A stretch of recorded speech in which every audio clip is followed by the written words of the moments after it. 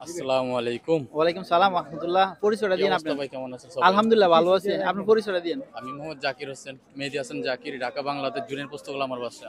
কত বছর আগে কুয়েতে আসছেন? আমি তো আসছি মাত্র 11 বছর। 11 বছর। জি। তো কি সুযোগ সুবিধা আপনার? সুযোগ সুবিধা বলতে আমি যতটুকু বুঝি আমারটা আমি বলি। আপনি ডে বলেন। আমি আসছিলাম ঘরের বিষয়ে। হুম আমার কুয়েতের কপিলের বাসায়, আমি ড্রাইভার। তো আমি 4-5 বছর ওখানে ছিলাম, আমার কুয়েতের ঘরে ছিলাম। হুম আলহামদুলিল্লাহ আমি ভালোই ছিলাম। এখন আমি বাইরে আছি 5-6 বছর ধরে বাইরে আছি, হুম। বাইরে কাজ করি। তো এখন কুয়েতের অবস্থা ভালো না, অবশ্যই কাজকর্ম নাই। অনেক মানুষ, হাজার হাজার না লাখো মানুষ আছে বেকার আছে, কাজকর্ম নাই, খাওয়া দাওয়া খুবই কষ্ট আছে।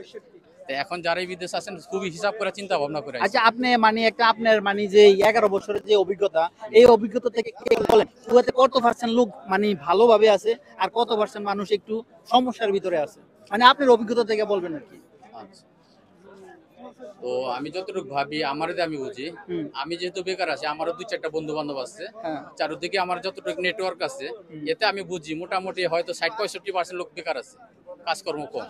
আর 35% ভালো আছে। 30-35-40% হয়তো লোক ভালো আছে, তারা যারা নাকি পুরানো লোক আছে, একটা কিছু ধরে বয়ে গেছে, হোক ব্যবসা হোক কাজ, যে কোনো একটা ইয়ের মধ্যে আছে, তারা ভালো আছে। কিন্তু নতুন করে যারা আছে 1 বছর 2 বছর 3 বছর, এরা ভালো নেই। আমার মনে হয় 190% লোক ভালো নেই। আপনার যে অভিজ্ঞতাটা হ্যাঁ, এটার সাথে আমার আমার অভিজ্ঞতা হ্যাঁ। একই মিল। কারণ আমি এই যে ঘুরে ফিরে ভিডিও বানাই, অনেকের তথ্য নিতেছি। তো জি, জি। অনেকের মনে করেন এরকম তথ্য পাওয়া যায়। খুব হুম। কম লোকে আছে মনে করেন খুব মানে ভালো ভালো মানে অবস্থানে আছে আর কি কুয়েতে। হ্যাঁ, হ্যাঁ, হ্যাঁ। কারণ আপনার যে এই কথাগুলো খুব সুন্দর লাগছে আর কি, ভালো লাগছে।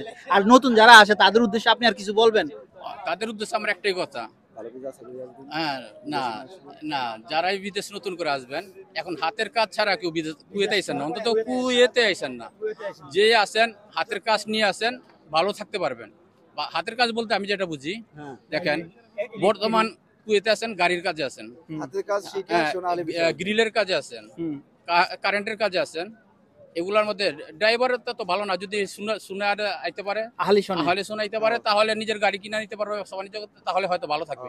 কিন্তু ঘরের বিষয়ে আইসেন না কেউ, ঘরে খাবার পাইবেন না, থাকতে পারবেন না, রাইতে 2টা নেই 1টা নেই 12টা নেই। 24 ঘন্টা ডিউটি। ইয়াল্লাহ সকল সাইয়ারা। সকল সাইয়ারা। ঠিক আছে, এই কথাটা, এই কথা শুনতে হবে। খাওয়ান নাই, পানি নেই, নামাজ পড়তে পারবেন না, এটা করতে পারবেন না, অনেক ঝামেলা আছে।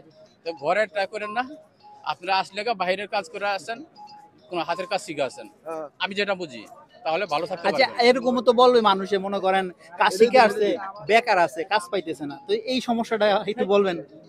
জি, আমি বুঝিনি। মানে অনেকে আসছে নতুন, হ্যাঁ, মানে কাজ শিখে আছে, কাজ জানা আছে, আহলিশন বিষয় আসছে, হ্যাঁ। কিন্তু কাজ পাইতেছে না।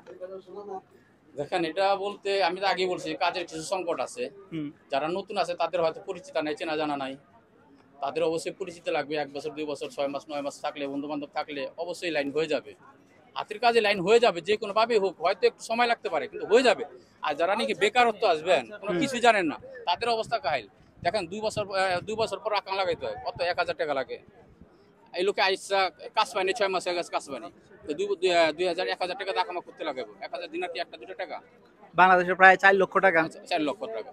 তো দেশে, এই লোকটা তো দেশে তিনি আইছে 12 লাখ টাকা খরচ করে, তাহলে 10 লাখ টাকা খরচ করে আইছে। তাহলে এখন আবার 4 লাখ টাকা কই পাইবো? 15-16 লক্ষ টাকা পুরো দিতেছে। হ্যাঁ। তো এই জন্য আমি বলি, আমি যতটুকু বুঝি আর কি, কেউ এভাবে কেউ আইসেন না। অনেকে বলে যে আর উনি তো বিদেশের হালে 5 তলা বিল্ডিং করে ফেলাইছে, হুম। উনি তো এটা করছে, জায়গা করছে, সম্পদ করছে, উনারটা দেখেন না। আপনি কি করতে পারবেন সেটা চিন্তা করেন আগে। আবার অনেকে মনে করেন লোন নিয়ে জমি বিক্রি করে কিস্তিতে এই তো। সুদে এই টাকা হ্যাঁ, নিয়ে আসে, তাদের হ্যাঁ। উদ্দেশ্যে কিছু বলবেন? তাদের উদ্দেশ্যে একটাই কথা, যে আপনারা এমন ভুল কেউ করেন না। কেউ নিজস্ব জায়গা সম্পদ বিক্রি করে আইসেন না, বাড়ি ঘর বিক্রি করে আইসেন না, আইসে কোনো কুল কিনারা পাইবেন না, গলায় ফাঁসি দিতে হবে। এটা করেন না কেউ। সবার যাতে আমার কাছে জোর অনুরোধ এটা, ঠিক আছে? আচ্ছা এরকম তথ্য যে আমরা দেই কেমন লাগে আপনাদের থেকে, মানে এই না, ভিডিওগুলো? আসলে আমার কাছে ভালো লাগছে এটা, আপনার এই যে অনুষ্ঠানটা করতেছেন, একটা করতেছেন, আমাদের কথা যদি কেউ শুনে, যদি শোনা কেউ বিশ্বাস করে যে না কথাগুলো ঠিক আছে, যুক্তি আছে, তাহলে তারা বিবেচনা করবে যে কতগুলো সত্য, কতগুলো মিথ্যা। আমরা কি যাবো, কি আদৌ কি যাবো না, আর যাইতে হলে কি করা উচিত, এটা চিন্তা ভাবনা করা উচিত। হ্যাঁ, এই আর কি। আর কিছু বলবেন? না, অনেক কিছু বলছি। আচ্ছা ফ্যামিলির উদ্দেশ্যে আর কিছু বলবেন? ফ্যামিলি, দেখেন আমরা সকলেই দেশ ছেড়া, ফ্যামিলি ছেড়া বিদেশ আসছি, আমাদের মনে একটাই কষ্ট। ফ্যামিলিতে অনেক কিছু হয়ে যায়, অনেক কিছু ঘটে, আমরা শুধু নীরবে তাকিয়ে থাকি, কিছু কইতে পারি না, কিছু বলতে পারি না। আমাদের প্রত্যেকটা, আমার না, প্রত্যেকটা প্রবাসীর মনে একটাই কষ্ট, তার ফ্যামিলির সাথে সময় দিতে পারে না, ফ্যামিলির দুঃখ সুখ বুঝে না। আমরা শুধু টাকার পিছনেই ঘুরি, ফ্যামিলির পিছনে ঘুরতে পারতেছি না। আমি তো মনে করি প্রত্যেকটা প্রবাসী একটা মোমবাতি, হ্যাঁ, মোমবাতি নিজে এটা বলা জ্বলে, চলে, নিজে এটা জ্বলে সবাইরে আলো সবাইরে দেই, আলোকিত করে, ঠিক সবাইকে আছে? আলোকিত হ্যাঁ, করি। এখন অনেকেই আছে কিন্তু অনেকে নিজে জলে ঠিক আছে কিন্তু আলোকিত করতে পারে না। ইনকাম না থাকলে আলোকিত হয় না সংসার, ফ্যামিলি। কেন হয় না? ওই যে মনে করেন ফ্যামিলি কিছু টেনশন দেয়, এই বিষয়ে কিছু বলবেন?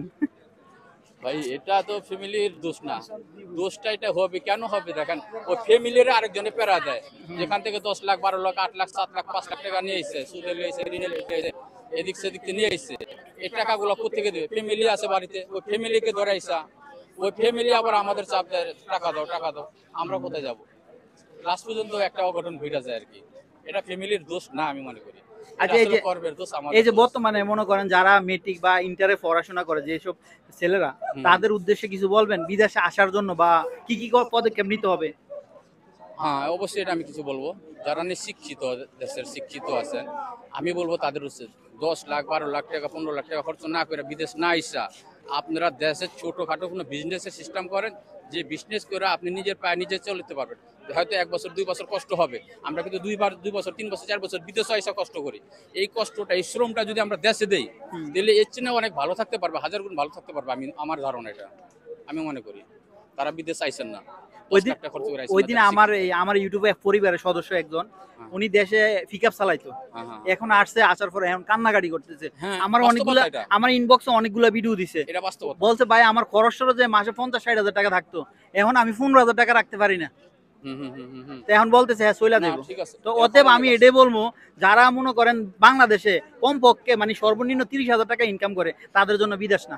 30 না আরো কম যদি হতেন, না, 25,000 মানে যদি আমি দেন 30 আপনি, আমি 30 ধরলাম আর কি। হ্যাঁ ঠিক আছে, 25,000 যদি বাংলাদেশে ইনকাম করতে পারে, হুম। বিদেশ আসা দরকার নেই, আমি মনে করি না। 20,000 25,000 টাকা হলে একটা মানুষের সংসার চলে যায়, হয়তো একটু কষ্ট হইতে পারে কিন্তু চলে, একটু স্ট্রাগল করতে তারপরে হবে, সুখী একটু থেকে সংসার, তারপরে আরামে থাকতে পারবে, সুখী ফ্যামিলির সংসার, সাথে সুখ দুঃখ সবার সাথে সময় কাটাতে পারতেছে, সবারই দেখতে পারতেছে, নিজের এলাকা, নিজের ফ্যামিলি, নিজের বাপ মা, আত্মীয় স্বজন, বন্ধু বান্ধব সবার সাথে আছে, মনে কষ্ট থাকে না ভাই। আমরা যদি 1,000 টাকা লাখ টাকাও কামাই, আমাদের মনে একটা কষ্ট থাইকা যায়, ঠিক আছে? যাক, আপনারা অনেক গুরুত্বপূর্ণ তথ্য দিচ্ছেন, আপনাদেরকে অসংখ্য ধন্যবাদ। ভালোবাসা অবিরাম, সাফর সাই অল টাইম। আর আমাদের চ্যানেলটা সাবস্ক্রাইব করার জন্য কিছু বলবেন? অবশ্যই আমি সবার উদ্দেশ্যে বলবো, যেহেতু একটা ভালো উদ্যোগ নিচ্ছে, তারা ভালো কাজ করতেছে, তো যার চোখেই পরে যে দেখেন, সবাই শেয়ার করবেন, সাবস্ক্রাইব করবেন, এবং কি একজন আরেকজনেরকে উৎসাহিত করবেন এরকম ভিডিও বানানোর জন্য, যাতে সবাই বানায়। আর অবশ্যই সবাই শেয়ার করবেন ভিডিওটা সকলের উদ্দেশ্যে। ওকে, আল্লাহ হাফেজ। আসসালামু আলাইকুম।